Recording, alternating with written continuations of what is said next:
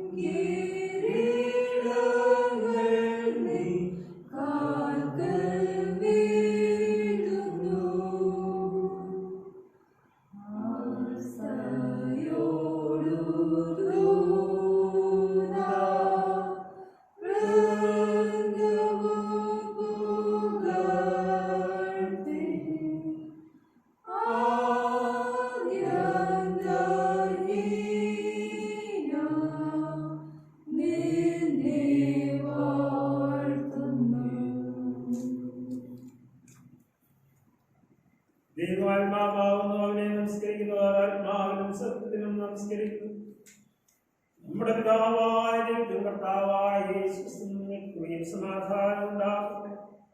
ഇത് യഹോവയുണ്ടാകുന്ന ദിവസം ഇത് നാം സന്തോഷിച്ച് ആനന്ദിക്കാം. കർത്താവേ, ഞങ്ങളുടെ അധരങ്ങളെ തുറക്കണമേ.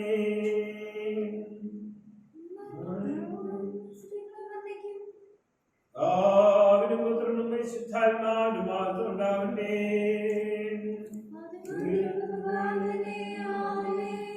സർവശക്തനായ ദൈവമേ, നിനക്ക് സകലങ്ങളും തുറന്നിരിക്കുന്നവൻ, സകല ആഗ്രഹങ്ങൾ അറിയപ്പെട്ടവൻ, നിന്റെ രഹസ്യങ്ങളൊന്നും മറവില്ലാത്തതുമാകുന്നുവല്ലോ. ഞങ്ങൾ നിന്നെ പൂർണ്ണമായി സ്നേഹിക്കുവാനും നിന്റെ പരിശുദ്ധനാമത്തെ യോഗ്യമായി മാറ്റപ്പെടുത്തുവാൻ നിന്റെ പരിശുദ്ധാത്മാ വിശ്വാസത്താൽ ഹൃദയങ്ങളെ നിന്റെ ഹൃദയങ്ങൾ കർത്താവായ യേശുക്രിസ്തു മൂലം വെടിപ്പാക്കേണമേ.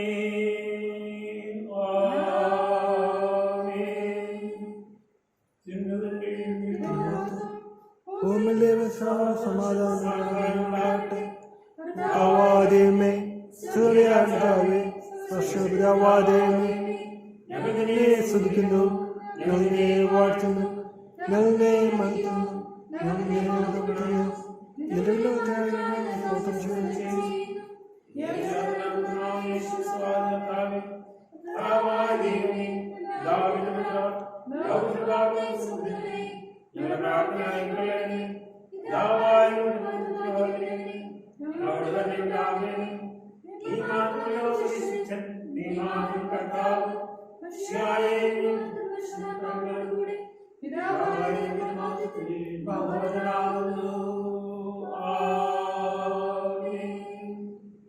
നമ്മുടെ കർത്താവിനായ പ്രമാണത്തിന്റെയും പ്രവാചകന്മാരുടെയും ചുരുക്കം നമ്മുടെ കർത്താവായ യേശുക്രിസ്തു ഇസ്രായേലിനെ കേൾക്കാം. നമ്മുടെ ദൈവമായ കർത്താവേ, കർത്താവാകുന്നതിന്റെയുമായ കർത്താവിനെ നീ പൂർണ്ണ ഹൃദയത്തോടും പൂർണ്ണ ആത്മാവോടും പൂർണ്ണ മനസ്സോടും പൂർണ്ണ ശക്തിയോടും പോലെ സ്നേഹിക്കേണ്ടതാകും. ഇതാകുന്നു ഒന്നാമത്തെ കൽപ്പന. രണ്ടാമത്തതിനോട് സമതായ നിന്റെ കൂട്ടുകാരനെ നിന്നെ പോലെ തന്നെ സ്നേഹിക്കും. ഇവയിൽ വലുതായി വേറെ കൽപ്പനയുമില്ല. ഈ രണ്ടു കൽപ്പനകളും സകലനായ പ്രമാണവും പ്രവാചകന്മാരും അടങ്ങിയിരിക്കുന്നു.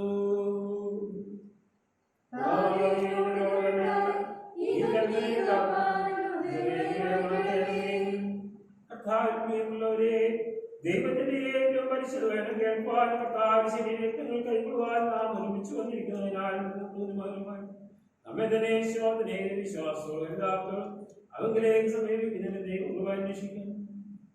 ഭാഗങ്ങളെ കുറിച്ച് നേരായ കൽപ്പനമായി മാനസാന്തരം നിങ്ങളുടെ കൂട്ടുകാരോട് പ്രിയവും സ്നേഹവുമായി ദൈവത്തിന്റെ കൽപ്പനകൾ അനുസരിച്ചു മേലാലങ്ങളുടെ വിശുദ്ധ വഴികളിൽ കൂടെ നടന്നുകൊണ്ട് പുതിയ ജീവിതം നയിക്കാതെ ചെയ്യുകയും നമ്മുടെ കർത്താവായ യേശുക്രിസ്തു മൂലം ഞങ്ങളോട് പുതുതായതിനെ പാകപ്പെടണം.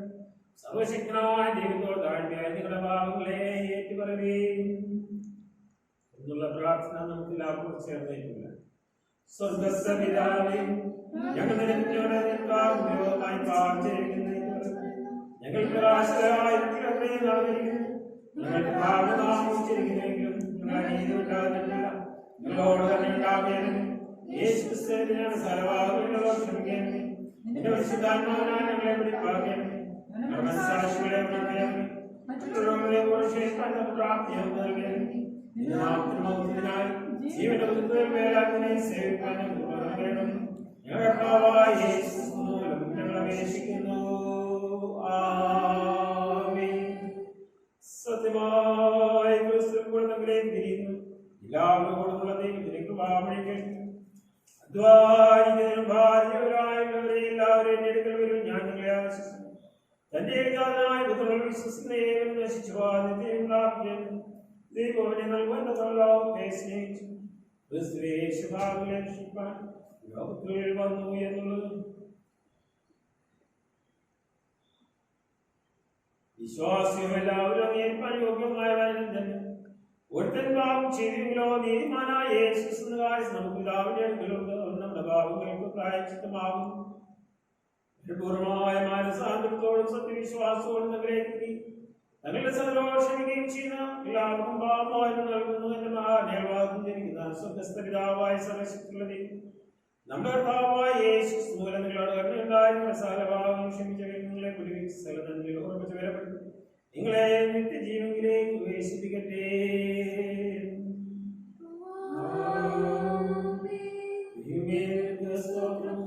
കർത്താവ് നിങ്ങളോടുകൂടെ ഇരിക്കട്ടെ.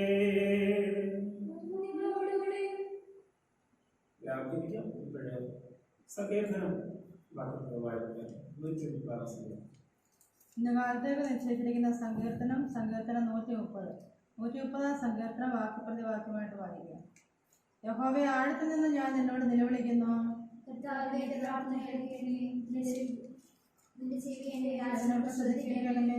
യഹോവേ, നീ അകത്യങ്ങളെ ഓർമ്മ വെച്ചാൽ കർത്താവെ ആർ നിലനിൽക്കും? ഞാൻ യഹോവയ്ക്കായി കാത്തിരിക്കുന്നു. എന്റെ ഉള്ളം കാത്തിരിക്കുന്നു. അവന്റെ വചനത്തിൽ ഞാൻ പ്രത്യാശ വച്ചിരിക്കുന്നു.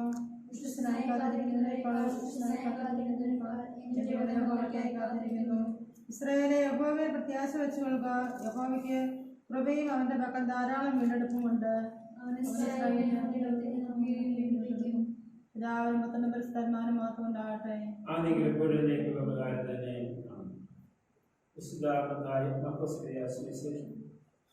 ഒന്നാം അധ്യായം 40 മുതൽ 45 വരെയുള്ള വാക്ക്. The Holy Gospel of our Lord Jesus Christ according to St. Mark chapter 1 verses 40 to 45.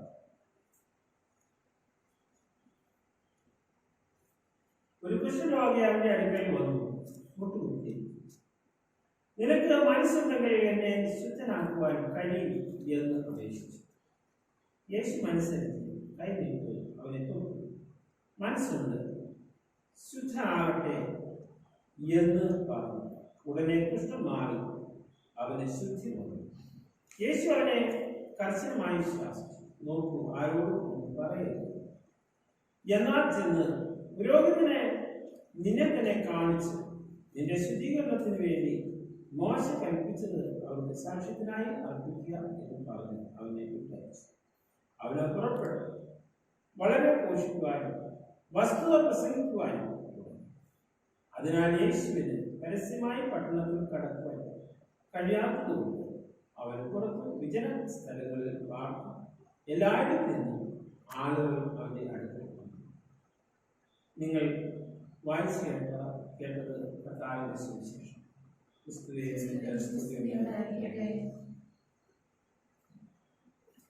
കീർത്തനം 160.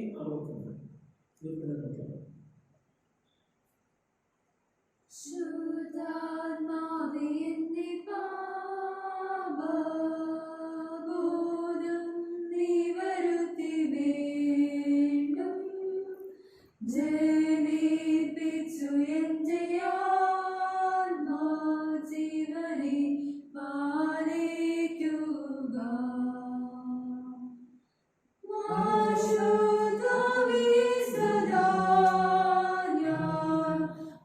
അശുദ്ധമാവിനുള്ളതിൽ നിന്റെ വാഴ്ത്തപ്പെട്ട വ്യാപാരങ്ങൾക്കു ഏൽപ്പിച്ചിടുന്നേനെ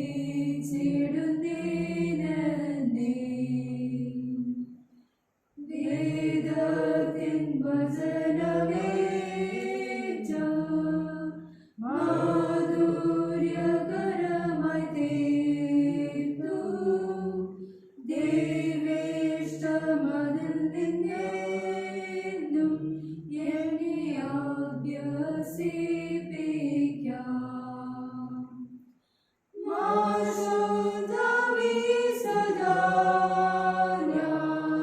അശുദ്ധമാവിനുള്ളതിൽ നിന്റെ വാഴ്ത്തപ്പെട്ട വ്യാപാരങ്ങൾക്കു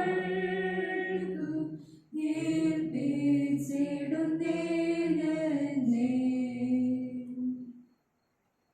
ഇന്നത്തെ പ്രാർത്ഥിക്കാം.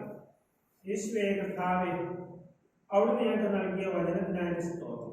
അവിടുത്തെ വചനം ഞാൻ ചിന്തിച്ചു അവിടെ കൃപയും നിലനിൽക്കാൻ നിങ്ങളെ അവിടുന്ന് യോഗ്യതയുള്ളവരാക്കി നിങ്ങളെ.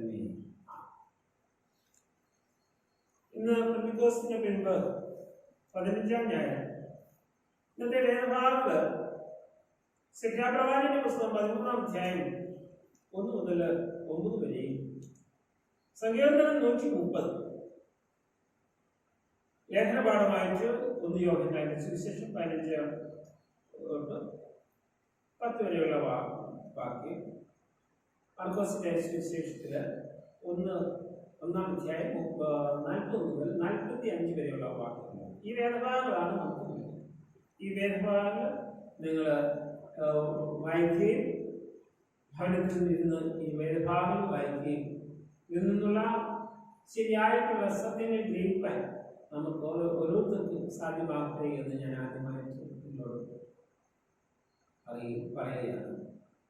1 യോഹന്നാന്റെ പുസ്തകത്തില് 1-ാം അധ്യായം 8-9 വാക്യങ്ങൾ, നമുക്ക് പാവമില്ല എന്ന് നാം പറയുന്നു എങ്കിൽ നമ്മെ തന്നെ വഞ്ചിക്കുന്നു. സത്യം നമ്മെ ഇല്ലാതെയായി നമ്മുടെ പാവങ്ങളെ ക്ഷമിച്ച് സകല അനീതി പോക്കി നമ്മെ ശുദ്ധീകരിക്കാൻ തക്കണം വിശ്വസ്തനും നീതിമാനും ആവും.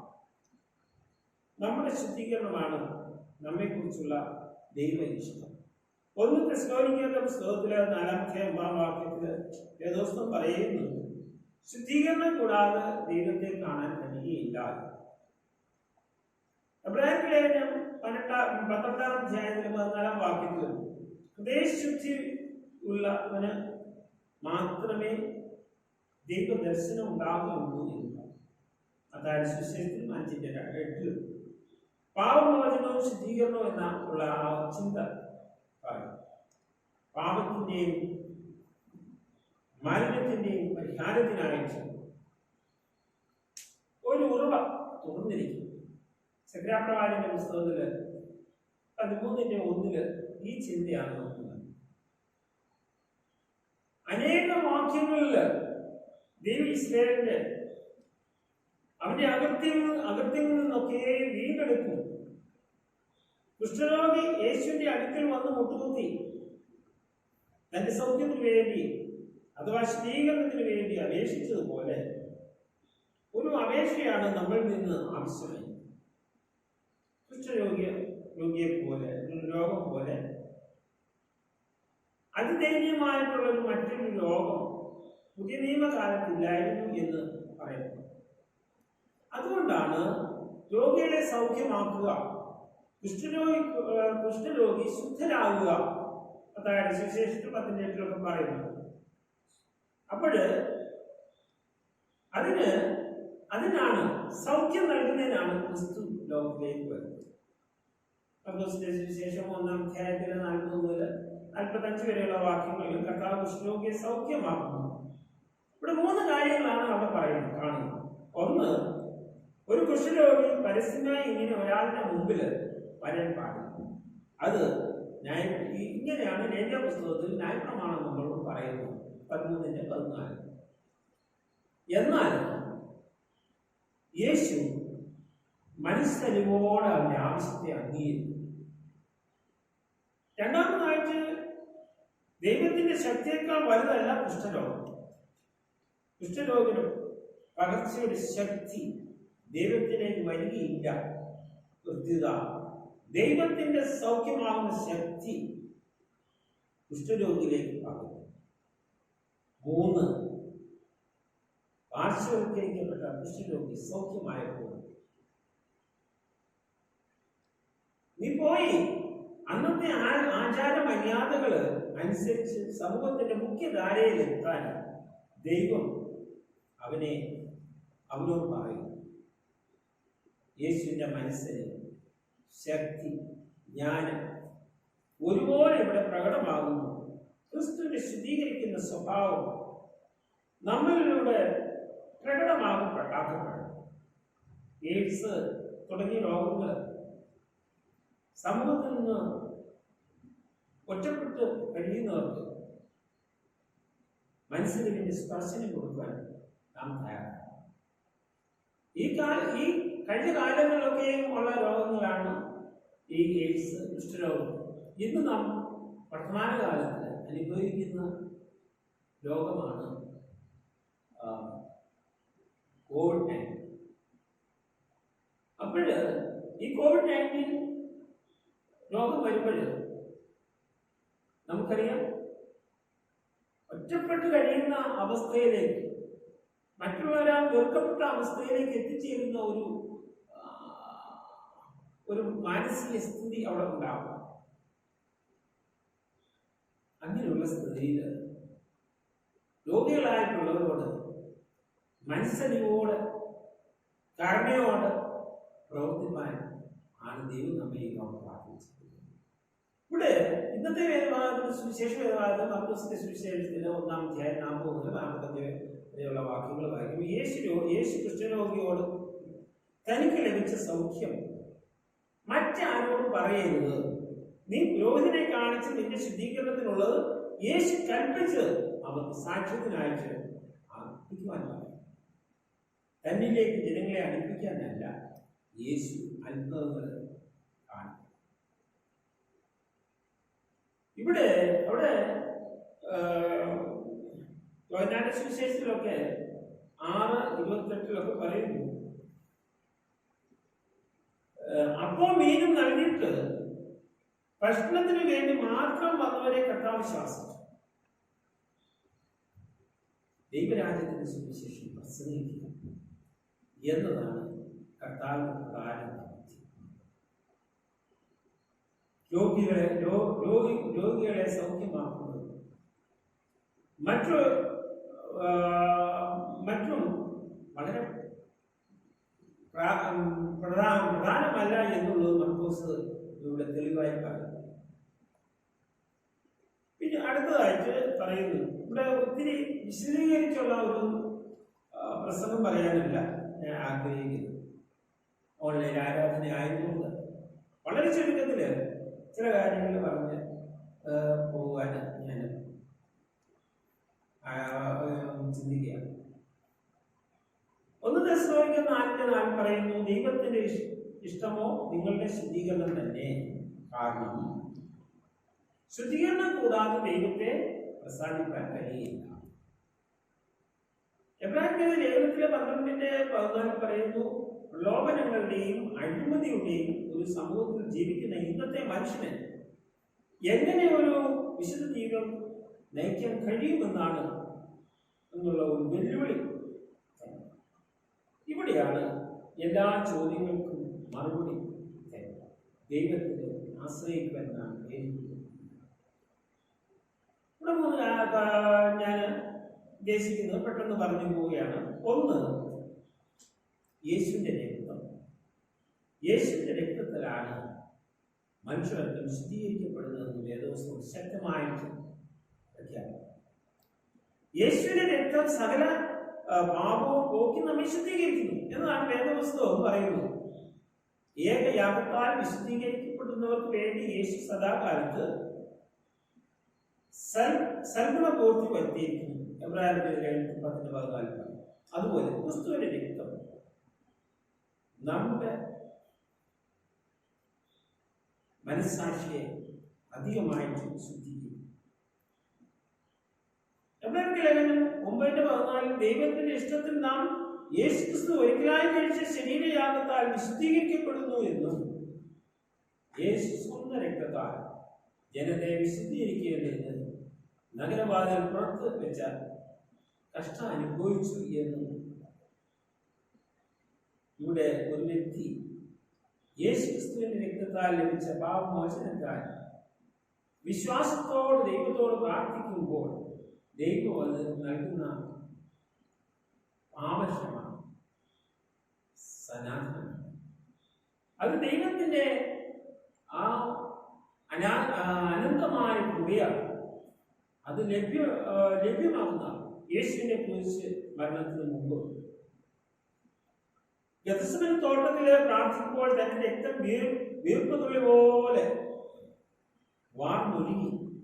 അങ്ങനെ ഗെത്സമനം മുതൽ താൻ ക്രൂശിക്കപ്പെട്ട കാൽവരി വരെ രക്തം ചിന്തി അവസാനത്തേക്കുള്ള രക്തം വരെയും മനുഷ്യവർഗത്തിന് വേണ്ടി മാറ്റി നൽകിയ ത്യാഗമാണ് ക്രൂശിലൂടെ നാം ദർശിക്കുന്നത്. നമ്മുടെ രോഗങ്ങളെ അവിടുന്ന് വഹിച്ചു, നമ്മുടെ വേദനകളെ അവിടുന്ന് ചുമന്നു, നമ്മുടെ അതിക്രമങ്ങൾ നിമിത്തം മുറിവേറ്റും നമ്മുടെ അകൃത്യങ്ങൾ നിമിത്തം അവിടുന്ന് തകർന്നിരിക്കുന്നു എന്ന് പറയത്തക്ക വിധമായിരുന്നു മനുഷ്യവർഗത്തിന് വേണ്ടി തന്റെ നിഷ്കളങ്ക രക്തം മാറ്റിക്കൊടുത്തത്. മനുഷ്യവർഗത്തിന് വേണ്ടിയുള്ള ദൈവത്തിന്റെ ഈ രക്ഷാമാർഗത്തെ വിശ്വസിക്കുമ്പോൾ ലഭിക്കുന്ന വിശദീകരണമാണ് നിത്യമായ വിശദീകരണം. രണ്ടാമതായിട്ടുള്ള യേശുവിന്റെ ആത്മാവ്. യേശുക്രിസ്തുവിന്റെ നാമത്തിലും നമ്മുടെ രക്ഷയുടെ ആത്മാവിനാലും നിങ്ങളെ തന്നെ കഴുകി ശുദ്ധീകരണവും നീതീകരണവും പ്രാപിക്കും എന്നാണ് പൗലോസ് പറയുന്നത്. യേശുവിനാലാണ്, അതായത് യേശുവിന്റെ ആത്മാവിനാലാണ് വിശുദ്ധീകരിക്കപ്പെടുന്നത്. വിശുദ്ധിയില്ലാത്ത മനുഷ്യനെ വിശുദ്ധീകരിക്കാനാണ് ദൈവം പരിശുദ്ധാത്മാവിനെ നൽകിയിരിക്കുന്നത്. ക്രിസ്തുവിന്റെ ആത്മാവ് ഇല്ലാത്തവൻ ക്രിസ്തുവിനുള്ളവനല്ല. പറയും, ഈ അന്ത്യകാലത്ത് ദൈവം സകലരുടെ അയക്കുന്ന പരിശുദ്ധാത്മാവിനെ സ്വീകരിച്ച് ആ ആത്മാവ് നൽകുന്ന നിർദ്ദേശത്തിൽ ജീവിക്കുവാൻ വിശുദ്ധീകരണത്തിലേക്ക് പ്രവേശിക്കുകയാണ് ചെയ്യുന്നത്. 1-ാം നൂറ്റാണ്ട് മുതൽ ദൈവസഭയ്ക്ക് ദൈവത്തിന്റെ ആത്മാവിനെ പകർന്നുകൊണ്ടിരുന്നത് ഇന്നും സഭാവ്യത്യാസമില്ലാതെ ദൈവം തന്റെ ആത്മാവിനെ വ്യക്തിയുടെ മേൽ അയച്ചുകൊണ്ടിരിക്കുന്നു. കാരണം അന്ത്യകാലത്ത് സകല ജനത്തിന്റെ മേൽ എന്റെ ആത്മാവിനെ പകർന്നു എന്നാണ് പ്രവചനം. ശേഷം ആ ആത്മാവ് പല സന്ദർഭങ്ങളിൽ കൂടെ മനുഷ്യന്റെ മേൽ പകരുകയുണ്ടായി. ശമരിയെ കൊർന്നേലിയോസിന്റെ ഭവനത്തില് ഉള്ളത് യോഹന്നാൻ സ്നാപകനോട് അവിടെ പറയുന്നത് ഇങ്ങനെ യോഹന്നാൻ സ്നാപകന്റെ ശിഷ്യന്മാരിൽ അപ്പോസ്തലപ്രവൃത്തികൾ 19-ാം അധ്യായത്തിൽ 6 വാക്യം ഇങ്ങനെ പല സന്ദർഭങ്ങളുണ്ട്. അതുകൊണ്ട് അപ്പോസ്തലപ്രവൃത്തികളുടെ പുസ്തകത്തിന്റെ പരിശുദ്ധാത്മാവിന്റെ പ്രവൃത്തികൾ എന്നാണ് പറയുന്നത്. ശക്തമായ പരിശുദ്ധാത്മ പ്രവൃത്തിയാണ് ആ നാളുകൾ പ്രകടനം. പരിശുദ്ധാത്മാവിന്റെ നിറവിലുള്ള ജീവിതമാണ് മനുഷ്യനെ വിശുദ്ധീകരിക്കുന്നത്. മൂന്നാമതായി യേശുവിന്റെ വചനം, നിരന്തരമായിട്ടുള്ള ദൈവവചന ധ്യാനം. പ്രത്യേകിച്ച് യേശുവിന്റെ വചനങ്ങൾ മനുഷ്യനെ ശുദ്ധീകരിക്കുന്നു. യോഹന്നാന്റെ സുവിശേഷത്തിൽ 15-ാം അധ്യായം 3-ാം വാക്യത്തില് ഈ വചനങ്ങൾ നിമിത്തം നിങ്ങൾ ശുദ്ധിയുള്ളവരാകുന്നു എന്ന് ക്രിസ്തു പറയുന്നു. സത്യത്താൽ ഇവരെ വിശുദ്ധീകരിക്കുന്നു എന്ന് ശിഷ്യന്മാർക്ക് വേണ്ടി ക്രിസ്തു പ്രാർത്ഥിക്കുന്നു.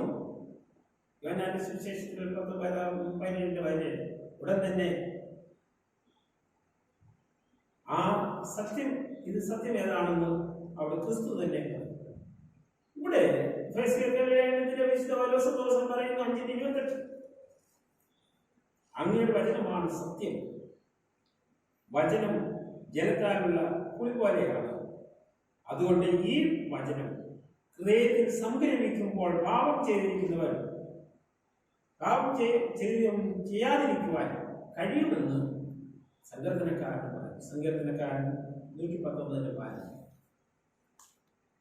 അവിടുത്തെ പുസ്തകം 4-ാം അധ്യായത്തിൽ 6-8 വാക്യങ്ങൾ വചനം വായിക്കണം. വായിച്ചാൽ മാത്രം പോരാ, അത് പഠിക്കണം. പഠിച്ചാൽ മാത്രം പോരാ, അത് ധ്യാനിക്കണം. ധ്യാനിച്ചാൽ മാത്രം പോരാ, അത് വായ് കൊണ്ട് പറയണം. വായ് കൊണ്ട് പറഞ്ഞാൽ മാത്രം പോരാ, അനുസരിക്കണം. അഥവാ അത് പ്രായോഗികമാക്കണം. യോശുവയുടെ പുസ്തകത്തിൽ 1:8, യാക്കോബിന്റെ പുസ്തകത്തിൽ 1:22-23 ഇങ്ങനെ നിരന്തരം ദൈവവചനത്തോടുള്ള നമ്മുടെ പ്രതിബദ്ധത നമ്മെ വിശുദ്ധിയിലേക്ക് നടത്തും. ദൈവവചനമാണ് നമ്മെ നേരായ മാർഗം. നാലാമതായിട്ട് പ്രാർത്ഥന. ദൈവവചനത്താലല്ല, പ്രാർത്ഥനയും വിശുദ്ധീകരണം പ്രാപിക്കുന്നു. അതുകൊണ്ട് ദൈവവചനത്താലും പ്രാർത്ഥനയാലും വിശുദ്ധീകരണം പ്രാപിക്കണം. വ്യക്തിപരമായ പ്രാർത്ഥന വിശുദ്ധ ജീവിതത്തിന് വളരെ പ്രാധാന്യമുള്ളതാണ്. അരമണിക്കൂർ പ്രാർത്ഥിക്കുകയും അരമണിക്കൂർ ദൈവവചനം വായിക്കുകയും ചെയ്യുന്ന ഒരു വ്യക്തി വീണുപോകാൻ നിൽക്കുന്നു എന്ന് ഒരു ഭക്തൻ ഒരിക്കൽ പറയുന്നു. ദൈവത്തോട് സംസാരിക്കുന്നത് പ്രാർത്ഥനയാണെങ്കിൽ ദൈവം നമ്മോട് സംസാരിക്കുന്നത് ദൈവവചനം. പ്രാർത്ഥിക്കാനും ദൈവവചനം വായിക്കുകയും ചെയ്യുമ്പോൾ ഒരു വ്യക്തിക്ക് ദൈവത്തോടുള്ള ആശയവിനിമയം പൂർണ്ണമാക്കുന്നു. വിശുദ്ധ ജീവിതം നയിക്കുവാൻ വ്യക്തിയുടെ മുമ്പിൽ പിശാച് ഉറക്കുകയും നരകം ഉറക്കുകയും ഭയപ്പെടുകയും ചെയ്യും. വിശുദ്ധിയുള്ള ദൈവഭക്തന്മാർക്ക് വേണ്ടി ലോകം പ്രാർത്ഥിക്കുന്നു. അഞ്ചാമതായി ബാലൻസ്. 12-ാം അധ്യായം 10-ാം വാക്യത്തില് ദൈവം തന്നെ വിശുദ്ധി പ്രാപിക്കേണ്ടത് നമ്മെ നമ്മുടെ ഗുണത്തിനായിട്ട് സൃഷ്ടിക്കുന്നു. എന്നാൽ ഏത് ശിക്ഷയും തൽക്കാലം സന്തോഷകരമല്ല, ദുഃഖകരമത്രേ എന്ന്. പിന്നത്തേതിലോ സന്തോഷകരം അല്ല എന്നും പിന്നത്തേതിലോ അതിന് നല്ലതാണ് എന്നവർ പറയും. 5:3 പറയുന്നു, കഷ്ടത സഹിഷ്ണുതയെ ഉളവാക്കുകയും സഹിഷ്ണുത വിശുദ്ധി ഉളവാക്കുകയും ചെയ്യുന്നു. തിരുവചനം ഇങ്ങനെയാണ് പഠിപ്പിക്കുന്നത്. ദൈവത്തിൽ നിന്ന് ലഭിക്കുന്ന ഓരോ ഫലശിക്ഷയും സ്വയം തെറ്റിദ്ധരുത്തുവാനും വിശുദ്ധിയിലേക്ക് നടക്കാനും പ്രയോജനപ്പെടും. അതുകൊണ്ടാണ് കഷ്ടത്തിലാകുന്നതിന് മുമ്പ് തന്നെ ഞാൻ തെറ്റിപ്പോയി, എന്നാലിപ്പോൾ ഞാൻ ദൈവത്തിന്റെ വചനത്തെ പ്രമാണിക്കുന്നുവെന്ന് സങ്കീർത്തനക്കാരൻ പറയുന്നു. 150 സങ്കീർത്തനത്തില് 67 മുതൽ 71 വരെ 6-ാമത് വാക്യം. ദൈവം ഇഷ്ടപ്പെടുന്ന വിശുദ്ധിയില് ഒരു വ്യക്തി ജീവിക്കുമ്പോൾ തന്നെ ആ വ്യക്തിക്ക് വേണ്ടി പ്രവർത്തിക്കുവാൻ ദൈവം ഇപ്പോഴും ജാഗ്രതയുള്ളവരെ. യോർദാൻ നദി കടക്കുന്നതിന് മുമ്പ് ഇത് തന്നെയാണ് യോശുവ ജനത്തോട് പറഞ്ഞത്. നിങ്ങളെ തന്നെ ശുദ്ധീകരിക്കുകയും യഹോവ നാളെ നിങ്ങളുടെ ഇടയിൽ അതിശയങ്ങളും ആകാൻ പാപം ചെയ്തപ്പോഴും ദൈവം യോശുവയോട് പറയുന്നതും അങ്ങനെ തന്നെ. നീ എഴുന്നേറ്റ് ജനത്തെ ശുദ്ധീകരിച്ച് അവരോട് പറയുക, നാളത്തേക്ക് നിങ്ങളെ തന്നെ ശുദ്ധീകരിപ്പാൻ ഇസ്രായേലിന്റെ നടുവിൽ ഒരു ശാപമുണ്ട്. ശാപം നിങ്ങളുടെ ഇടയിൽ നിന്ന് നീക്കിക്കളയും. ഇവരെ ശത്രുക്കളുടെ ഇടയിൽ നിന്ന് കഴുകി ദൈവത്തിന്റെ അത്ഭുതം കാണുന്നില്ല. നിങ്ങളെ തന്നെ നിങ്ങൾക്ക് ശുദ്ധീകരിക്കാൻ ദൈവം ആഗ്രഹിച്ചു പറ്റുന്നു. മറ്റൊരു ശക്തിയേറിയ വാക്യം നോക്കുക. 23:14 നിന്റെ ദൈവമായ യഹോവനെ രക്ഷിക്കാനും ശത്രുക്കളെ നിനക്ക് ഏൽപ്പിച്ചു തരുവാനും നിന്റെ പാളയത്തിന്റെ മധ്യേ നടക്കുന്നു. നിങ്ങൾ വൃത്തികേട് കണ്ടിട്ട് അവൻ നിന്നെ വിട്ടകലാതിരിക്കുവാൻ നിന്റെ പാളയം ശുദ്ധിയുള്ളതായിരിക്കണം. അശുദ്ധി ദൈവത്തിന്റെ സാന്നിധ്യം, വിശുദ്ധി ദൈവ സാന്നിധ്യത്തെ കൊണ്ടുവരികയും ആ ദൈവ സാന്നിധ്യം നമ്മുടെ മുമ്പിൽ അത്ഭുതങ്ങളുടെ പ്രതീക്ഷയായി മാറ്റുകയും ചെയ്യും. ദൈവത്തിന്റെ ഇഷ്ടം തിരിച്ചറിഞ്ഞ് ജീവിപ്പാൻ ദൈവം നമുക്ക് കൃപ നൽകട്ടെ. ഇന്ന് 6 കാര്യങ്ങൾ ഞാൻ പറഞ്ഞ. 1, യേശുവിന്റെ രക്തം. യേശുവിന്റെ രക്തത്താൽ മനുഷ്യവർഗം ശുദ്ധീകരിക്കുന്നു. 2, യേശുവിന്റെ ആത്മാവ്. യേശുവിന്റെ നാമത്തിൽ നമ്മൾ ദൈവത്തിന്റെ ആത്മാവിനാലും നിങ്ങളെ തന്നെ കഴുകി ശുദ്ധീകരണം പ്രാപിക്കുക. 3, യേശുവിന്റെ വചനം. നിന്റെ വചനങ്ങൾ നിമിത്തം നിങ്ങൾ ശുദ്ധിയുള്ളവരാകുന്നു. 4, പ്രാർത്ഥന. ദൈവവചനത്താലും പ്രാർത്ഥനയിലും വിശുദ്ധീകരണം പ്രാപിക്കുക. 5, ബാലശിക്ഷകൾ. 12:10 ദൈവം തന്നെ വിശുദ്ധി പ്രാപിക്കുകയെന്ന് ദൈവം നമ്മെ നമ്മുടെ ഗുണത്തിനായി ശിക്ഷിക്കുന്നു. 6 വാക്ക് ദൈവം ഇഷ്ടപ്പെടുന്ന വിശുദ്ധി ഒരു വ്യക്തി ജീവിക്കുമ്പോൾ ആ വ്യക്തിക്ക് വേണ്ടി പ്രാർത്ഥിക്കാൻ ദൈവം എപ്പോഴും ജാഗ്രതയായിരിക്കും. നമുക്ക് ദൈവസന്നിധി നമ്മെ തന്നെ വിനയപ്പെടുത്താം. നമുക്ക് ഒരു ചെറിയ പാട്ടിന്റെ ഒരു ചെറിയ പാട്ട്. ദൈവമേ നിന്നിലായ നാൽഭാഗ്യമേ എന്നുള്ളത്തിൽ സന്തോഷത്തെ എന്നും ഞാൻ കീർത്തിച്ചിടട്ടെ.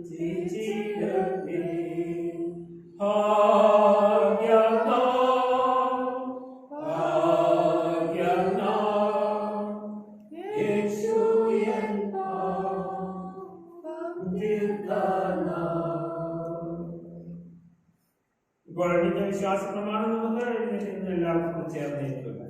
സർവശക്തിയുടെ പിതാവായ ആകാശവും ഭൂമിയും കണക്കുകളേക്കാൾ പ്രാർത്ഥന സർവദേശനായ ഞാൻ ഏകതാവായ അവൻ സർവലോകവും ദൈവത്തിന് ദൈവം പ്രകാശത്തിന് പ്രകാശം സദൈവത്തിന് സത്യം എനിക്കപ്പെട്ടവനല്ല പിതാവിനോട് ഏകത്തിലുള്ളവൻ അവനാൽ സർവമുണ്ടായി സ്വർഗത്തിന്റെ ഇറങ്ങി മനുഷ്യനായി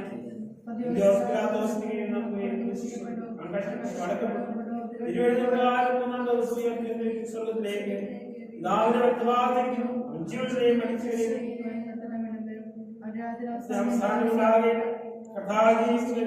പിതാവിനും പുത്രനും പുറപ്പെടുന്നവൻ പിതാവിനോട് പുത്രനോട് കൂടെ നിൽക്കപ്പെട്ടു.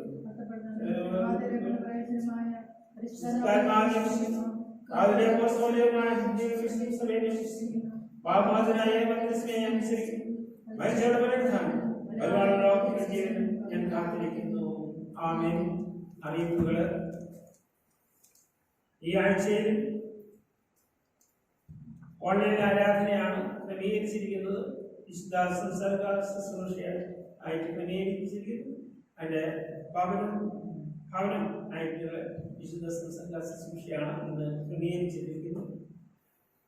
ഈ 15-ാം തീയതി സെപ്റ്റംബർ 15-ാം തീയതി ബിഷപ്പ് പാനലിലേക്ക് ഉള്ള 7 പേരിലെ ആരെങ്കിലും ഒരാളെ തിരഞ്ഞെടുക്കാൻ വേണ്ടിയുള്ള തിരഞ്ഞെടുപ്പ് നടക്കാൻ അതിനായിട്ട് എല്ലാവരും പ്രാർത്ഥിക്കണം എന്ന് പ്രത്യേകം ഓർമ്മപ്പെടുത്തുന്നു. അതുപോലെ തന്നെ അടുത്ത ഞായറാഴ്ച സർവീസ് ഏത് രീതിയിലാണ് നടത്താൻ സാധിക്കുന്നതെന്ന് അറിയത്തില്ല. ഇപ്പം കണ്ടോൺമെന്റ് സോണാണ്. ഇപ്പോഴ് ആളുകളെ ഒരു ആരാധന നടത്താൻ സാധിക്കുമോ ഇല്ലയെന്ന് അറിയുന്നില്ല. അങ്ങനെ ആരാധന നടത്താൻ സാധിക്കുമെന്നുണ്ടെങ്കിൽ രാവിലെ 7:30 ആരാധന നടത്തപ്പെടുന്നതെന്ന് പ്രത്യേകം ഓർമ്മപ്പെടുത്തുന്നു. അതിന് ശേഷം ചിറക്കൽ പള്ളിയിൽ 9:30 ആരാധന ഉണ്ടായതുകൊണ്ട് 7:30 ആരാധന എന്നുള്ള കാര്യം പ്രത്യേകം നിങ്ങളെ അറിയിച്ചു. ഇന്ന് പ്രധാനസ്തോത്രം കൊണ്ടാടുന്നവരുടെ പേരുകൾ ഞാൻ വായിക്കാം. Mr M Mathai Perambarambil, Ans Shijo Cherukunnu, Mariyama Sibi Perambarambil. ഈ 3 പേരാണ് പ്രധാന സ്തോത്രം ആഘോഷിക്കുന്നത്. ഇവർക്ക് വേണ്ടി നമുക്ക് പ്രാർത്ഥിക്കാം. തലവേളണം കഴിഞ്ഞ കാലങ്ങളൊക്കെയും ദൈവം തരാൻ കാത്തു പരിപാലിച്ച് ഒരു പുതിയ വർഷത്തിലേക്ക് ഒരു സാഹചര്യത്തിൽ ഇവരെ ദൈവം തരാൻ നടത്തട്ടെ എന്ന് നമുക്ക് പ്രാർത്ഥിക്കാം. കണ്ണുകളെ അടയ്ക്കാം, പ്രാർത്ഥിക്കാം. സർവശക്തിനെതിരുമായ ഞങ്ങളുടെ നല്ല ദൈവമേ, നല്ല കർത്താവേ, ഞങ്ങളുടെ നാളുകൾ വരുന്നത് നിനക്ക് കൊണ്ട് മാത്രമാകും. ജന്മം കൊണ്ടാടുന്ന എല്ലാവരും ഞങ്ങൾ തിരുമുലോർക്കും. വേറെ ഒരു ആത്മത്തിലേക്ക് നീ അവരെ സുഖത്തോട് സമാധാനത്തിൽ കൊണ്ടുവന്നിരിക്കുന്നതിനായി ഞങ്ങൾ സ്തോത്രിച്ചു. കഴിഞ്ഞ കാലങ്ങളോട് അവരുടെ എല്ലാ പാപങ്ങളും ക്ഷമിച്ച് ന്യായസ്ഥയിൽ നിന്നാണ് അവരോട് കൊണ്ടിരിക്കണം. തിരുപ്രകാശങ്ങളെ നടത്തി മധുരാജനായി അവരെ ഒരുക്കുകയും ചെയ്യുന്നു. ഞങ്ങളുടെ കർത്താവിഷ്ടമായ ശിഷ്യാമൂലം ഞങ്ങൾ നിന്നോട് അപേക്ഷിക്കുന്നു. കർത്താവ് നിങ്ങളെ അനുഗ്രഹിക്കുമാറാകട്ടെ. ഇന്ന് ഈ ആഴ്ച വിവാഹ വാർഷികം കൊണ്ടാടുന്ന പേരുകൾ ഞാൻ വായിക്കാം. Mr and Mrs George Mathew Malayil, Mrs and Mr John M.T. Velamparambil, Mrs and Mr M.C. Philip Inchippa, ഇവർക്ക് എല്ലാ ആശംസകളും നേരുന്നു. അതുപോലെ തന്നെ പിറന്നാൾ കൊണ്ടാടുകയും എല്ലാ ആശംസകളും നേരുന്നു. ഇവരെ പിറന്നാൾ വിവാഹ വാർഷികം കൊണ്ടാടുന്നത് ദൈവത്തിൽ പരിമേൽപ്പിച്ചു പ്രാർത്ഥിക്കാം. കഴിഞ്ഞ വർഷങ്ങളൊക്കെ ജീവിതത്തിൽ അവർ കൊടുത്ത എല്ലാ നന്മകൾക്കായിട്ട് നമുക്ക് ദൈവത്തിന് സ്തോത്രിക്കാം. പുതിയ വർഷം ആപത്തുകൾ അനർത്ഥങ്ങളുമില്ലാതെ ദൈവകരങ്ങൾ അവരെ വഹിച്ചുകൊണ്ട് പ്രാർത്ഥിക്കാം. തലയുടെ കണക്കാൻ പ്രാർത്ഥിക്കാം.